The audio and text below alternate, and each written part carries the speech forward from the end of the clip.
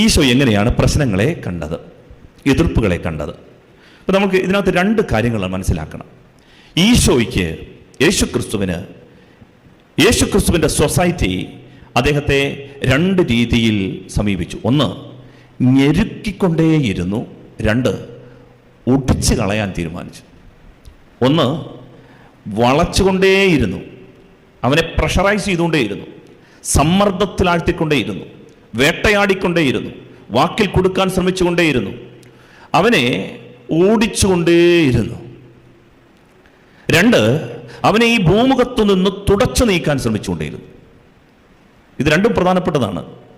നമ്മൾ അനുഭവിക്കുന്ന യാതനകളാണ്. ചിലർ പറയും ഇവനെ ഈ വെച്ചേക്കരുത്, നമ്മളെ വെച്ചേക്കരുതെന്ന് പറയും.